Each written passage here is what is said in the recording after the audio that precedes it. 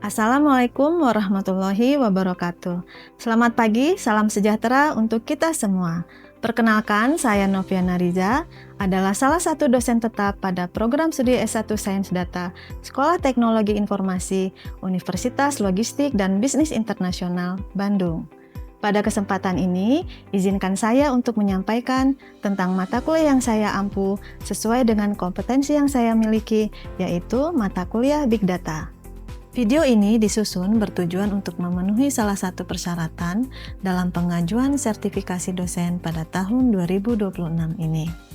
Pada video yang ditampilkan adalah sebagai bentuk pernyataan diri dosen dalam unjuk kerja melaksanakan Tridharma Perguruan Tinggi atau PDD UKT-PT pada bidang pengajaran. Berikut saya sampaikan deskripsi mata kuliah Big Data yang dilaksanakan di lingkungan program studi S1 Sains Data Universitas Logistik dan Bisnis Internasional atau disingkat ULBI. Mata kuliah Big Data merupakan salah satu mata kuliah inti pada kurikulum program studi S1 Sains Data, diperuntukkan bagi mahasiswa tingkat 2 semester 4 dengan bobot 3 SKS yang disampaikan dalam teori dan 1 SKS praktek. Selama satu semester dilaksanakan sebanyak 16 kali pertemuan, terdiri dari 14 pertemuan pemberian materi, baik teori maupun praktikum, kemudian 2 pertemuan berupa 1 kali asesmen tengah semester dan 1 kali asesmen akhir semester. Bahasa pengantar yang digunakan adalah bahasa Indonesia secara umum, tetapi dari slide pengajaran dapat berbahasa Inggris. Komponen evaluasi dan bobot penilaian pembelajaran mata kuliah Big Data didapatkan dari 4 komponen utama. Yang pertama adalah kuis sebanyak 10%, yang kedua adalah penugasan dan praktikum mandiri maupun berkelompok sebanyak 30%, lalu ujian tengah semester sebanyak 20%, kemudian terakhir adalah ujian akhir semester sebanyak 40%, sehingga total bobot evaluasi penilaian adalah 100%. Mata kuliah Big Data berorientasi pada Student Centered Learning dengan menggunakan metode Delivery, Interaction, dan Assessment. Delivery berupa menyampaikan materi sesuai dengan rencana pengajaran semester yang dapat diakses oleh mahasiswa melalui aplikasi e-learning yang tersedia di ULBI. Interaction berarti komunikasi yang dilakukan dua arah antara dosen dan mahasiswa, baik berupa tanya jawab, diskusi, maupun presentasi mata kuliah. Yang terakhir adalah assessment berupa proses penilaian dari pelaksanaan tugas, kuis, dan juga penilaian sikap dalam mengikuti proses pembelajaran, serta adanya ujian tengah dan akhir semester. Dalam proses pengajaran menggunakan metode blended learning, luring dan daring, diskusi kelompok dan interaktif di kelas, baik secara perorangan maupun berkelompok, serta case study dan project based learning yang bertujuan untuk membekali mahasiswa dengan konsep pengetahuan, mengasah berpikir, ketajaman menganalisis, dan kemampuan dalam problem solving sesuai dengan kurikulum yang diterapkan. Mata kuliah ini membahas tentang konsep Big Data, mulai dari mempersiapkan data, mengidentifikasi pada domain spesifik, menganalisis data skala besar, kebutuhan Big Data Framework, dan menginterpretasikannya, serta membangun dan menerapkan model data ke dalam lingkungan operasional, manajemen, dan metode analisis yang mendukung pada capaian pembelajaran lulusan atau CPL, dengan menekankan pada penguasaan memahami prinsip manajemen sumber data, kualitas data, keamanan data, dan integritas data, serta platform komputasi modern sebagai bahan kajian dalam lingkungan organisasi berbasis data. Kemudian, mampu mengekstrak dan memproyeksikan informasi strategis dari data dengan menerapkan teknik sains data, analitik lanjutan, dan penerapan machine learning guna mengoptimalkan kinerja pada supply chain manajemen dan bisnis logistik. Adapun capaian pembelajaran mata kuliah atau CPMK yang akan dicapai yaitu mampu memahami sumber dan kualitas data guna memelihara data yang berkualitas tinggi, serta menyusun integritas dan mampu memahami dan menjelaskan prinsip-prinsip manajemen sumber data, kualitas data, keamanan data, dan basis data dalam konteks organisasi berbasis data. Mampu mengoperasikan platform komputasi modern dan mengelola infrastruktur data secara efektif dalam lingkungan organisasi berbasis data, mampu mengekstrak dan menganalisis informasi strategis dari data dengan menerapkan teknik sains data dan analitik lanjutan, mampu memproyeksikan kinerja dan mengoptimalkan proses supply chain manajemen dan bisnis logistik menggunakan pendekatan machine learning. Selanjutnya, marilah kita saksikan cuplikan video proses pembelajaran pada mata kuliah Big Data pada pertemuan kelima dengan materi Big Data Framework Kebutuhan Penyimpanan Data Skala Besar. Oke, selamat pagi. Pagi. Alhamdulillah. Terima kasih ya semangat paginya. Bagaimana kabarnya hari ini? Alhamdulillah. Baik semua? Everything is going well. Ya, alhamdulillah. Oke, banyak-banyak bersyukur ya. Hari ini kita masih menikmati hari berkegiatan seperti biasanya ya. Pertemuan kali ini masuk ke pertemuan kelima. Yang kita bahas adalah tentang Big Data Framework. Sebelum masuk ke Big Data Framework, Ibu ingin mengulas dulu yang pertemuan-pertemuan sebelumnya. Ya, karena 2 pertemuan lagi kita akan persiapan menghadapi asesmen. Ya. Oke. Coba ajaknya pemahaman tentang Big Data bagaimana? Sebelum lanjut, kenapa? Lanjut ke Big Data Framework. Ya, silakan. Masih ingat poinnya kan? Dikejar dong. Ya. Mungkin mau jawab? Data ya, Bu. Ya. Big data itu sebuah kumpulan dataset yang besar juga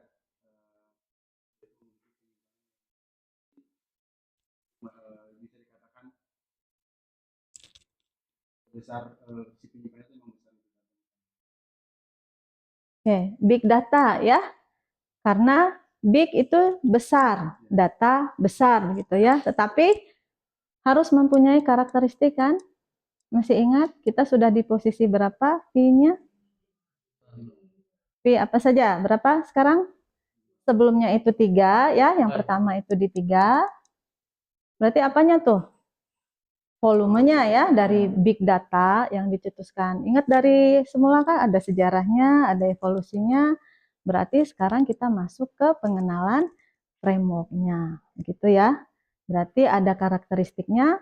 Satu lagi apa? Tadi jumlah besar, kecepatannya, variasinya. Ternyata harus lebih dari itu. Ditambah apa? Setelah keberagaman, datanya harus benar. Ya enggak? Masih ingat? Datanya harus benar. Lalu, apa lagi? Value-nya ada insight. Ya, jadi kelima itu menjadi wajib yang mencirikan atau yang memastikan bahwa dia termasuk dalam big data.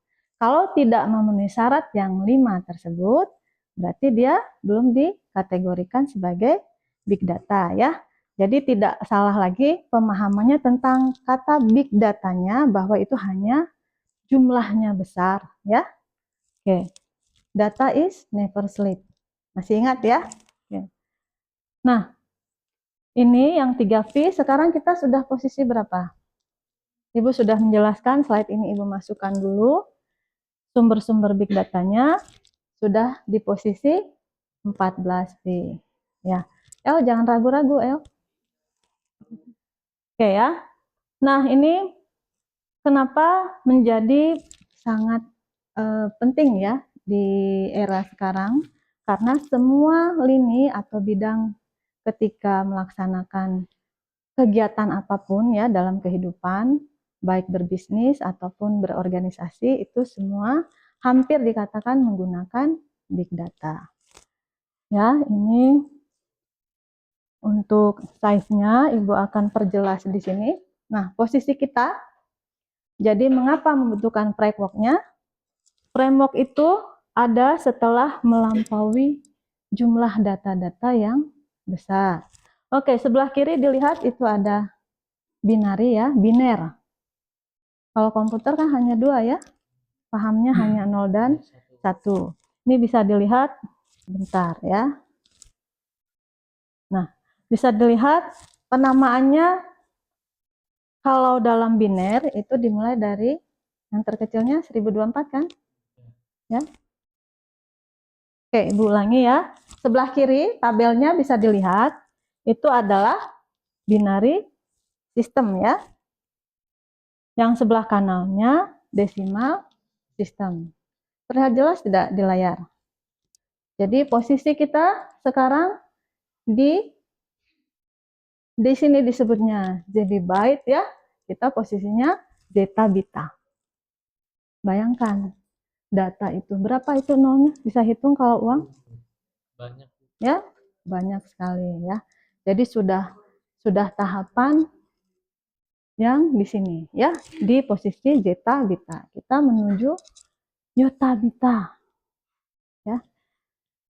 Oke, tahun 2026 ini kita sudah di posisi datanya sebanyak apa tadi?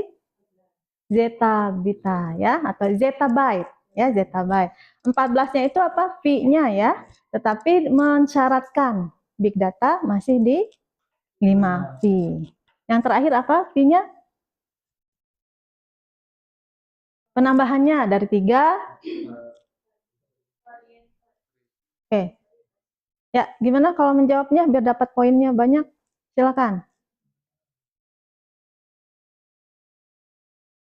Ya, Dina gimana, Din?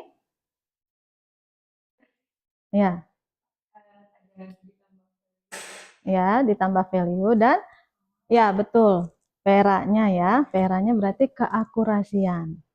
Jadi semulanya sudah jumlahnya besar. Jadi kata big data, big-nya itu memang jumlah ya, tetapi tidak hanya sebatas jumlahnya saja untuk mensyaratkan atau yang merepresentasikan dia sebagai big data. Oke ya. Nah, diperhatikan di sini masuk materinya sekarang kita membahas tentang framework. Kenapa membutuhkan framework? Jadi kita harus tahu dulu bagaimana pengolahan data yang sebelumnya kita sudah mengetahui tentang evolusinya ya, dari sejarahnya, dari bertambah banyaknya dengan karakteristiknya, dan masuk sekarang ke frameworknya. Jadi kita paham dulu framework itu untuk apa digunakan. Jadi perubahan dari tradisional ke kemana?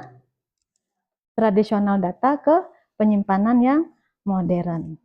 Ya, oke. Perhatikan kalau tradisional, Anda sudah tidak mengalaminya lagi ya untuk sekarang, betul nggak?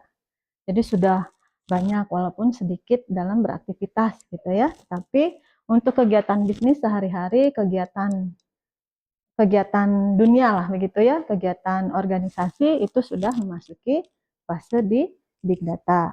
Big data di era revolusi industri 4.0 ya. Jadi kita sudah masuk ke sana. Di sini ada 3 hal yang perlu diperhatikan.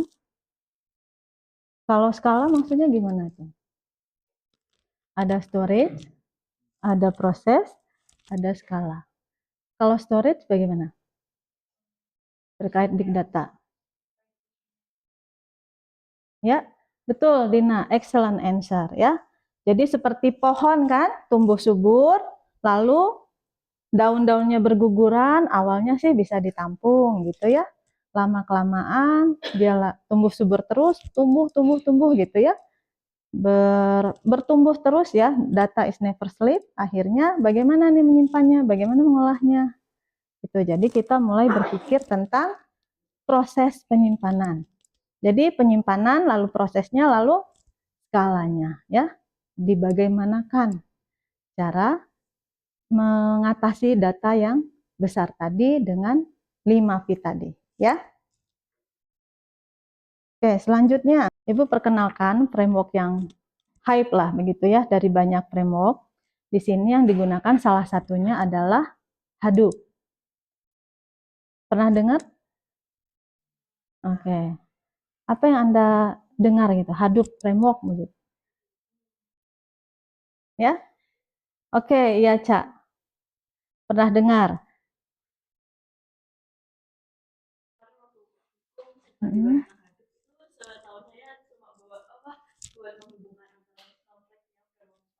Hmm.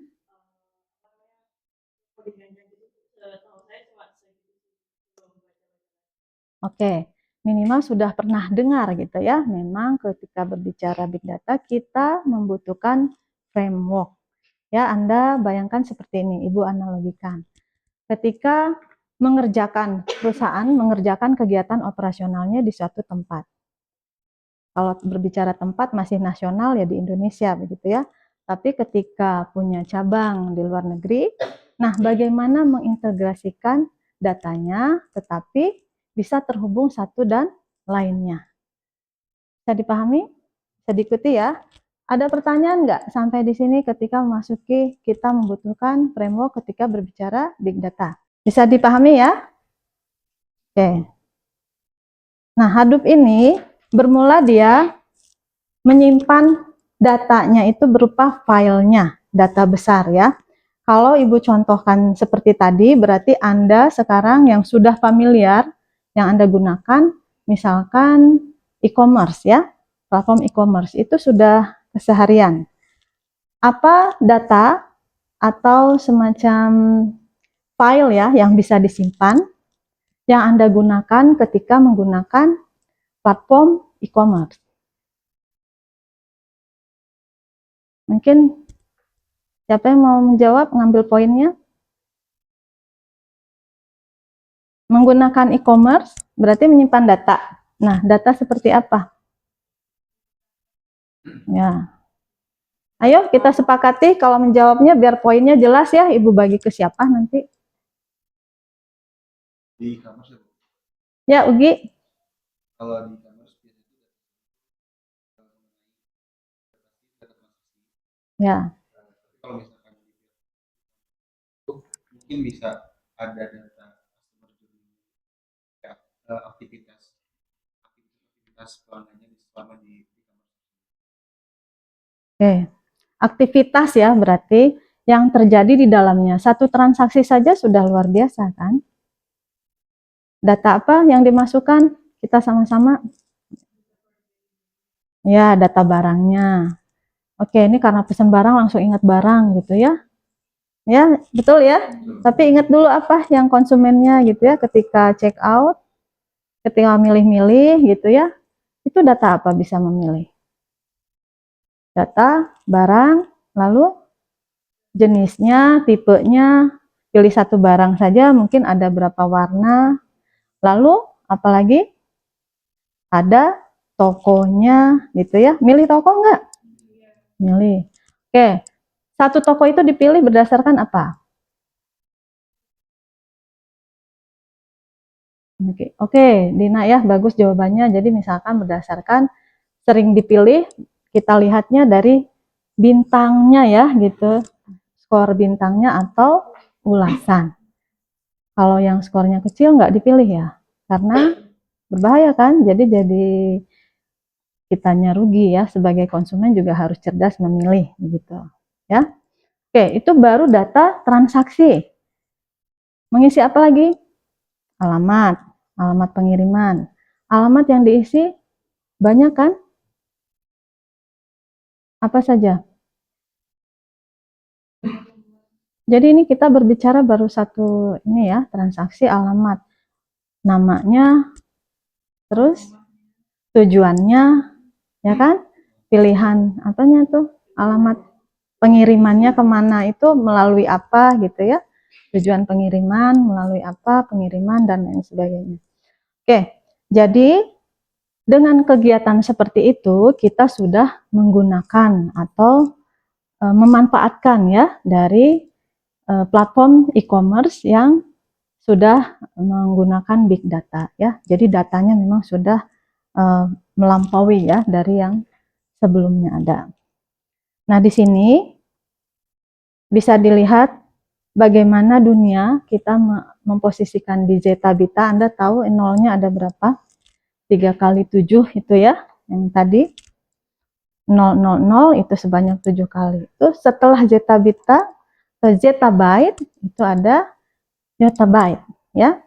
Nah, perhatikan dari yang tampil ini, berapa banyak yang Anda gunakan? Dulu ya, namanya sekarang sudah X ya. Ada TikTok, Google, Discord. Clubhouse, belum lagi platform belanja ya. Ini sudah Anda gunakan ya, YouTube, Facebook, Instagram. Oke. Ibu evaluasi dulu. Berarti kalau untuk YouTube, medsos itu sudah big data bukan? Sudah bukan? Sudah. Oke, ketika berbicara beraktivitas dengan big data, berarti ada problem ya di sana. Apakah semua sudah sanggup menangani big data? Nah, disinilah framework Hadoop itu masuk ya. Jadi kita hari ini pertemuannya adalah pengenalan tentang frameworknya ya. Jadi Anda pahami dulu bagaimana big data itu disimpan ya. Bisa diakses tanpa mengurangi kecepatan atau tidak mengganggu aktivitas kegiatan dari bisnisnya. Oke, sampai situ bisa diikuti? Ada pertanyaan? Nah, ini Ibu evaluasi dengan skenario shopkeeper. Kita dari awal bilingual ya, jadi silakan kalau Anda mau menjawabnya dalam bahasa Inggris ya. Nah, studi kasusnya ini tentang shopkeeper, lalu belanja di sebuah toko. Nah, Ibu harap Anda membayangkan sekarang dalam studi kasus ini, Anda adalah pemilik toko. Bagaimana perubahan dari data tradisional ke big data ya, atau data modern saat ini. Silakan itu kita diskusikan, boleh sesama teman, lalu Anda bisa jawab ya. Silakan Ibu kasih waktu untuk kita berdiskusi. Kalau yang sudah siap, silakan dilihat saja ini untuk memecahkan masalah dari studi kasusnya. Mungkin siapa itu yang di belakang? Oh iya, Gilang ya mau jawab ya?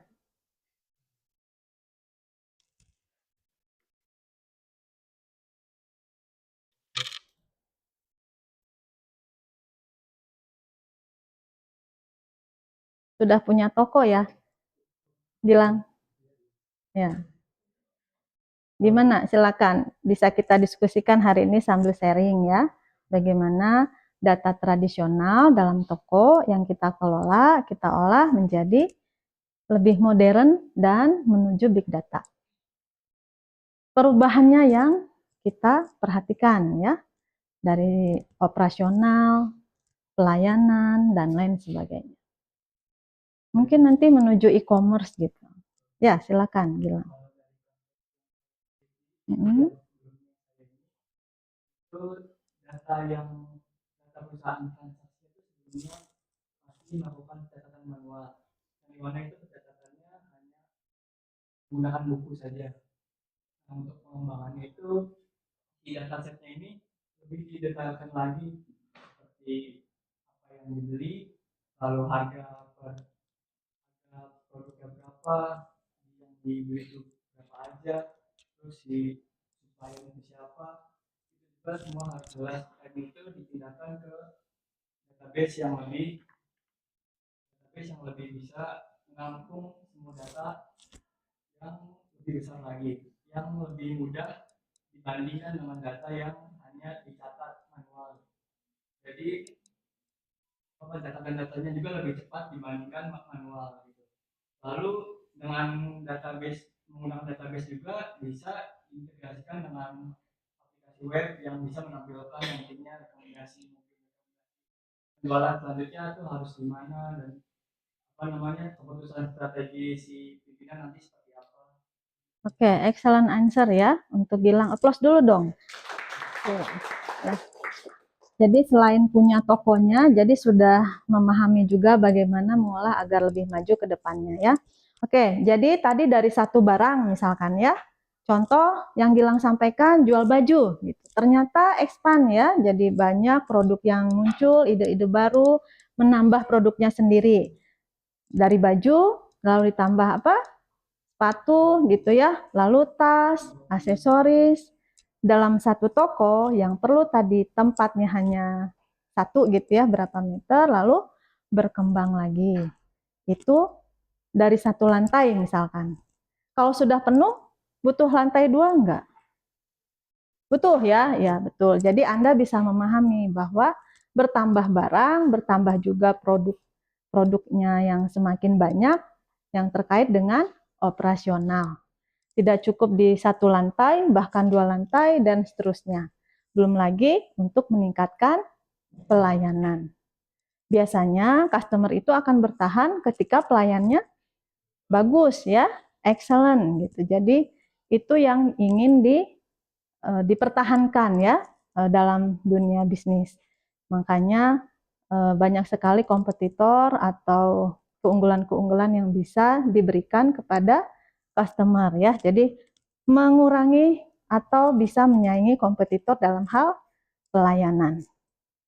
Ada yang ditanyakan? Ya, dari evaluasi menggunakan framework ketika banyaknya data menjadi big data itu sebuah keniscayaan untuk mengintegrasikan bagaimana data itu tersimpan dan bisa diolah dengan baik. Begitu ya. Oke, kita lanjut kembali. Kalau sudah tidak ada pertanyaan, sampai ketemu di pertemuan berikutnya di minggu depan. Sehat-sehat semuanya ya. Dan jangan lupa bahagia. Terima kasih semuanya. Assalamualaikum warahmatullahi wabarakatuh.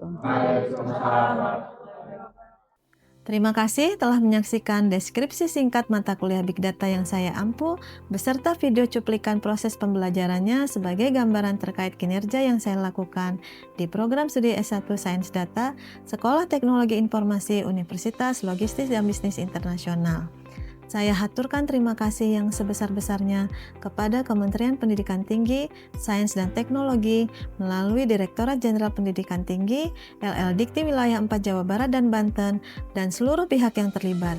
Juga tak lupa saya ucapkan terima kasih kepada seluruh sivitas Universitas Logistik dan Bisnis Internasional, pimpinan beserta jajarannya, rekan sejawat dosen dan tentunya mahasiswa S1 Sains Data, serta tim sertifikasi dosen tahun 2026 yang telah mendukung dalam kelancaran kegiatan ini dengan semangat yang luar biasa.